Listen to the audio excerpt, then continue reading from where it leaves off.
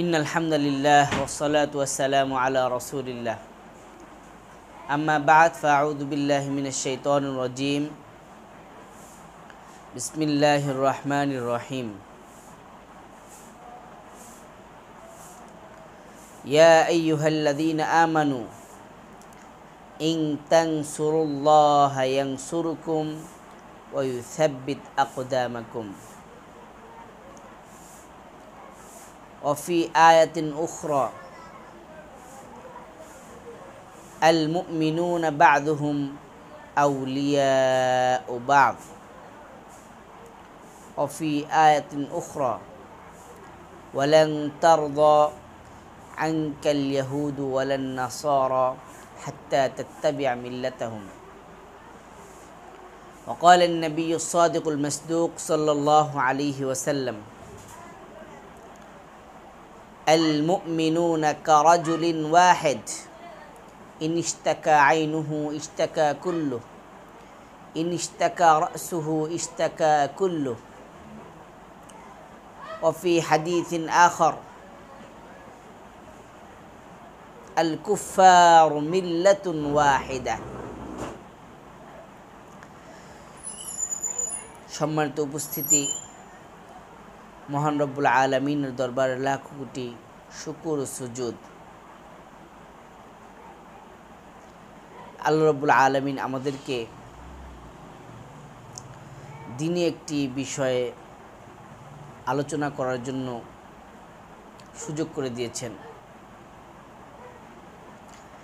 দেখেন, বর্তমান আমাদের দেশের যে পরিস্থিতি, আমাদের দেশ যেদিকে আগাচ্ছে, আমরা যদি এই বিষয়ে সতর্ক না হই, সচেতন না হই, তাহলে আমাদের ভবিষ্যৎ খুব খারাপ হতে যাচ্ছে। আমাদের দেশ কোন দিকে আগাচ্ছে, আমাদের প্রজন্ম কোন দিকে আগাচ্ছে, ইসলামী তাহজিব তামাদ্দুন কৃষ্টি কালচার কিভাবে ধূলিসাৎ হয়ে যাচ্ছে, আমরা যদি বিষয়টাকে গুরুত্ব সহকারে না নেই, তাহলে সেই দিন বেশি দূরে নয় যেই দিন আমার অস্তিত্ব নিয়ে, ইসলামের অস্তিত্ব নিয়ে আমাদেরকে চিন্তিত হতে হবে এবং আমাদের জীবন বিপন্ন হবে। আমাদের মা বোন তাদের ইজ্জত আব্রুকে হেফাজত করতে আমরা ব্যর্থ হব। সম্মানিত মুসলিম ভাই বোনেরা, বিষয়গুলা অত্যন্ত গুরুত্বপূর্ণ, স্পর্শকাতর বিষয়। আজকে ফেসবুক খুললেই দেখা যায় অমুক জায়গায় আমার মুসলিম বোন বিধর্মী মুশরিক কাফেরদের হাতে ধর্ষিতা হয়েছে। পত্রিকা খুললেই দেখা যায় অমুক জায়গায় বিধর্মীদের হাতে আমার মুসলিম মা বোন নির্যাতিত হয়েছে। অথচ এমন একটি গুরুত্বপূর্ণ বিষয়, এমন একটি গুরুত্বপূর্ণ বিষয় নিয়ে দেশের কোনো বড় কোনো মিডিয়াকে খবর প্রচার করতে দেখা যায় না। তাহলে আমাদের এই দেশ কাদের ইশারায় চলছে? আমাদের এই দেশ কাদের গোলামি করছে? আমরা অনেকে ভেবেছি যে জুলাই আন্দোলনের পরে বুঝি আমার দেশ নতুন করে দাঁড়াতে শিখেছে, নতুন করে শক্তি অর্জন করতে পেরেছে। কিন্তু না, এই সকল বিষয়গুলো আমাদেরকে মেসেজ দেয় যে আমার দেশ এখনও স্বাধীন হতে পারে নাই, আমার দেশ এখনও গোলামির জিঞ্জির থেকে আবদ্ধ মুক্ত হতে পারে নাই। যার কারণে এত লোমহর্ষক স্পর্শকাতর গুরুত্বপূর্ণ বিষয়গুলা মিডিয়া ফোকাস করছে না। এই বিষয়ে কোনো সুশীল সমাজ কথা বলছে না। যারা বুদ্ধি প্রতিবন্ধী যারা নিজেদেরকে বুদ্ধিজীবী বলে দাবি করে, তাদের মুখে কুলুপ এঁটেছে। মনে হয় তাদের মুখে শয়তানে পায়খানা করেছে, কুকুরে পেশাব করেছে, তাদের মুখ দিয়ে একটা কথা বের হচ্ছে না। আর যদি বিচ্ছিন্ন কোনো ঘটনায় কোনো হিন্দুর উপরে হামলা হয়, হিন্দুর মন্দিরে হামলা হয়, হিন্দু কোনো মেয়ে ধর্ষিতা হয়, তাহলে সবার আগে মুসলমানদের উপর ট্যাগ লাগানো হয়। ওই এলাকার মুসল্লি যারা, তাদেরকে ধরপাকড় শুরু করা হয়। ওই এলাকার মসজিদ মাদ্রাসাগুলোতে হামলা করা হয়, তথ্য থাকুক আর না থাকুক।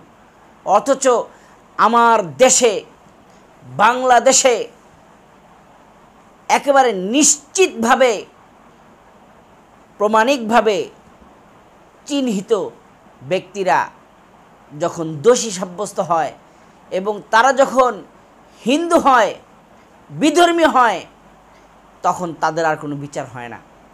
তাদের বিচার শিথিলতা করা হয়, আজকে কালকে করতে করতে তাদেরকে এমনিই ছেড়ে দেওয়া হয়। তো প্রিয় দেশবাসী, মুসলমান ভাইয়েরা, আমাদের কি বিষয়টি খুব গুরুত্ব সহকারে নিতে হবে। এটা কিন্তু এমনি এমনি হচ্ছে না। এটা কাদের ইশারায় আমাদের দেশ চলছে, আমাদের আইন ব্যবস্থা কাদের ইশারায় চলছে, আমাদের রাষ্ট্রগুলো, আমাদের রাষ্ট্রপ্রধানেরা, আমাদের জনপ্রতিনিধিরা কাদের ইশারায় নাচছে। আমাদের বিষয়টিকে খুঁটিয়ে দেখতে হবে। আজকে যে আশামণি মাদ্রাসার ছাত্রীকে হিন্দুরা 2 দিন আটকে রেখে যে ধর্ষণ করলো, একেবারে স্পষ্ট প্রমাণ থাকার পরও, তাদের নাম জানা থাকার পরও তাদের কোনো বিচারের আওতায় আনা হচ্ছে না।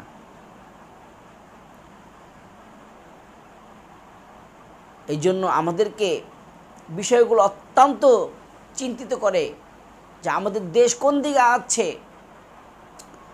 আমরা এত শহীদের পরে,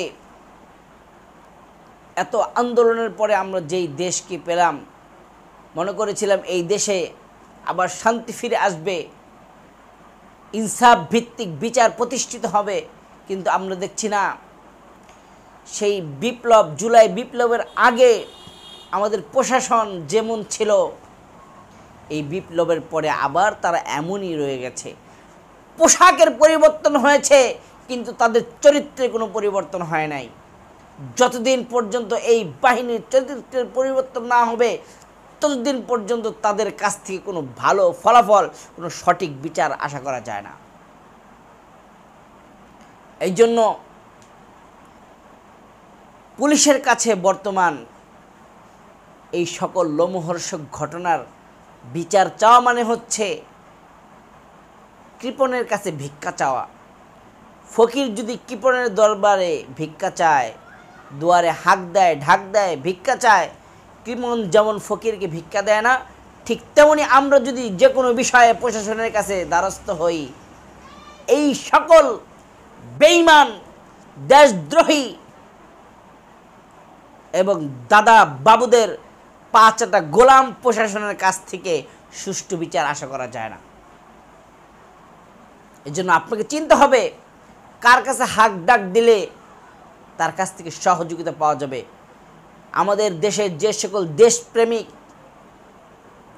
দেশপ্রেমিক, সাচ্চা, ইমানদার, আমানতদার প্রশাসক আছেন, তাদের কাছে যেতে হবে এবং তাদের মাধ্যমে বিষয়গুলো সুরাহা করতে হবে। আর আমি ওই সকল রাজনৈতিক ভাইদেরকে, আলেমদেরকে, আমার শ্রদ্ধেয় মুরব্বীদেরকে বলবো, আপনারা যারা ভোটের আশায় বিভিন্ন জায়গায় গিয়ে আপনারা আপনাদের মনের দুঃখ প্রকাশ করেন, অন্য ধর্মীয় মানুষ যদি কোনো বিষয়ে আক্রান্ত হয়, তাদের যদি কোনো সমস্যা হয়, আপনার কলিজা রক্তক্ষরণ হয়, তো আপনার স্বধর্মের মানুষেরা যখন এই সকল বিষয় আক্রান্ত হয়, ধর্ষিত হয়, নির্যাতিত হয়, মাজলুম হয়, অত্যাচারের শিকার হয়, তখন আপনার রক্তক্ষরণ দূরের কথা, আপনার চোখ দিয়ে কি পানিও বের হয় না? আপনার মুখ দিয়ে একটা কথাও বের হয় না? আল্লাহ রব্বুল আলামিন কোরআনে কারিমের মধ্যে স্পষ্টভাবে বলেছেন, ওয়ালান তারদা আনকাল ইয়াহুদ ওয়ালান নাসারা হাত্তা তাত্তাবিআ মিল্লাতাহুম। আপনি যতই সুন্দর মিষ্টি মিষ্টি কথা বলেন না কেন, আপনার কথায় বিধর্মীদের মন কখনো ভিজবে না, যতক্ষণ না পর্যন্ত আপনি তাদের ধর্ম গ্রহণ করবেন। সুতরাং আপনি যদি মনে করেন মিষ্টি মিষ্টি কথা বলে তাদের পাশে থাকলে তাদের সমর্থন পাওয়া যাবে, তাদের মন পাওয়া যাবে, তাহলে আপনি কোরআন আয়াতকে ভুল প্রমাণ করার চেষ্টা করছেন। আর কোরআন আয়াত অকট্ট সত্য, আপনি ভুল, আপনি মিথ্যা। আপনি মিষ্টি মিষ্টি কথা বলতে পারবেন, তাদের পক্ষে দাঁড়াতে পারবেন, কিন্তু তাদের সমর্থন কখনই আপনি পাবেন না। এই জন্য আপনি আল্লাহর কথা শুনুন, আল্লাহ রসুলের কথা শুনুন, আপনি মুসলমানদের পক্ষে কাজ করুন। আল্লাহর সাহায্য আপনার সাথে থাকবে। আল্লাহ চাইলে আপনাকে ক্ষমতা দিবে, আল্লাহ চাইলে আপনাকে রাষ্ট্র ক্ষমতা দিবে। আপনি যদি দাদা বাবুদের পা চাটেন, আপনি দুনিয়াতে লাঞ্ছিত হবেন, পরকালেও লাঞ্ছিত হবেন। আল্লাহ রসুল সাল্লাল্লাহু আলাইহি সাল্লাম বলেছেন, আল কুফরু মিল্লাতুন ওয়াহিদা। সব কাফেরের ধর্ম এক।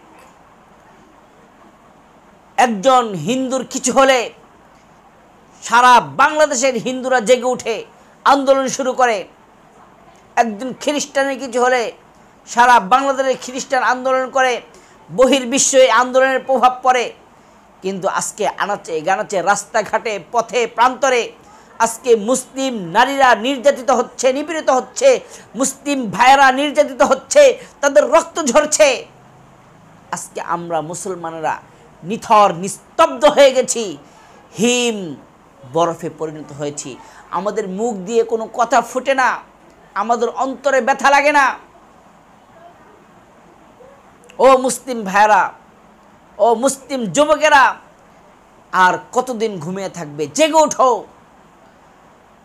তোমার সকল শক্তিতে তুমি জ্বলে ওঠো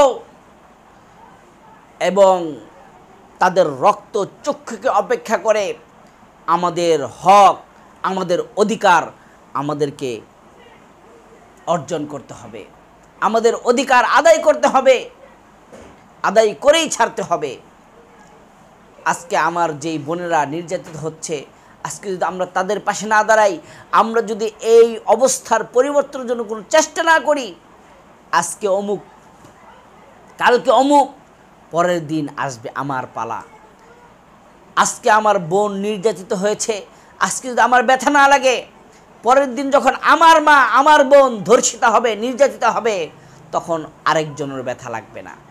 এটা কখনো মুসলমানের আচরণ হতে পারে না, এটা কখনো মুসলমান চরিত্র হতে পারে না। আল্লাহ রাসূল বলেছেন, আল মুমিনুনা কারাজুলিন ওয়াহিদ ইন ইশতাকা আইনুহু ইশতাকা কুল্লু ইন ইশতাকা রাসুহু ইশতাকা কুল্লু। গোটা পৃথিবীর সব মুসলমান এক দেহ, এক প্রাণের মতো।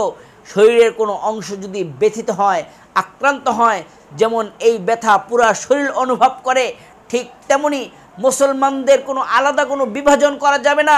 অমুক জেলার, অমুক থানার, অমুক দেশের মুসলমান আক্রান্ত হয়েছে, আমার কি না? পৃথিবীর যেখানেই কোনো মুসলমান নির্যাতিত হবে, তার ব্যথা আপনাকে ব্যথিত হতে হবে, তার যন্ত্রণা আপনাকে জ্বলে উঠতে হবে, তাহলে বোঝা যাবে আপনার অন্তরে ইমানের কিছু ছিটাফোঁটা আছে। আজকে রাজনৈতিক স্বার্থে, দলীয় স্বার্থে আপনি কথা বলছেন না। আর মিডিয়া ভাইদেরকে বলছি, আপনার পেজের ভিউ কমে যাবে, আপনার পেজে রেস্ট্রিকশন আসতে পারে, এই ভয়ে আপনি আলতু ফালতু সব খবর আপনি প্রচার করছেন দেদারছে, কিন্তু এই গুরুত্বপূর্ণ খবরগুলো আপনি প্রচার করছেন না। আপনি আল্লাহর পাকড়াওয়ের জন্য প্রস্তুত থাকেন।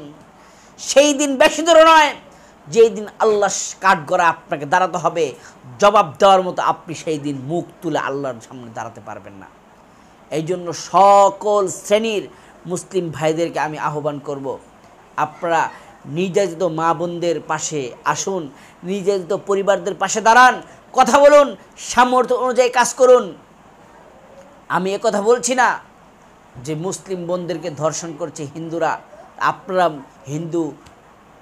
হিন্দু মেয়েদেরকে ধর্ষণ করুন না।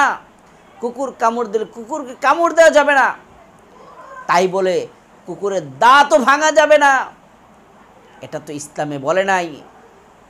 ওরা আমার মা বোনকে নিয়ে ছিনিমিনি খেলছে, ওরা আমার মা বোনের ইজ্জত আবরু নিয়ে ছিনিমিনি খেলছে। আমরা এর সঠিক বিচার করেই তারপরে ঘরে ফিরবো ইনশাআল্লাহ। নাসরুম মিনাল্লাহি ওয়া ফাতহুন করিব। অবশ্যই মুমিনিন ওয়া আখির দাওয়ানা আলহামদুলিল্লাহ।